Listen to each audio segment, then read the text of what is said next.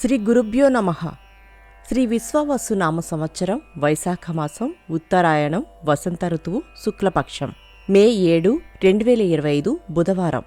దశమి ఉదయం 10:21 వరకు. నక్షత్రం పూర్వ ఫాల్గుని సాయంత్రం 6:19 వరకు. వర్జ్యం రాత్రి 2:22 నుండి తెల్లవారి 4:09 వరకు.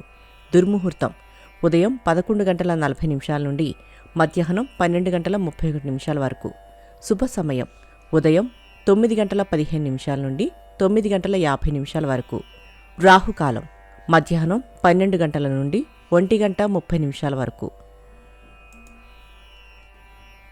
ద్వాదశ రాశుల వారు ఈరోజు చేసుకోవాల్సిన పూజలు.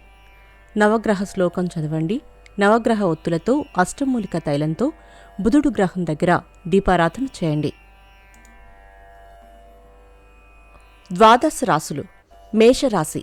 విలువైన విషయాలు తెలుసుకుంటారు. మీలోని ప్రతిభా పాటవాలు వెలుగులోకి వస్తుంది. వాహన సౌఖ్యం. వృషభ రాశి. వ్యవహారాలలో విజయం సాధిస్తారు. దూర ప్రాంతాల నుండి విలువైన సమాచారం అందుకుంటారు. మిథున రాశి. బంధువుల నుండి శుభవార్తలు అందుకుంటారు. వృత్తి వ్యాపారాలు లాభసాటిగా సాగుతాయి. వస్తు సేకరణ. కర్కాటక రాశి. ఉద్యోగాలలో మరింత ఉత్సాహంగా సాగుతారు. సన్నిహితులతో ఏర్పడిన వివాదాలు పరిష్కరించుకుంటారు. సింహరాశి. ఆర్థిక లావాదేవీలు నిరుత్సాహపరుస్తాయి.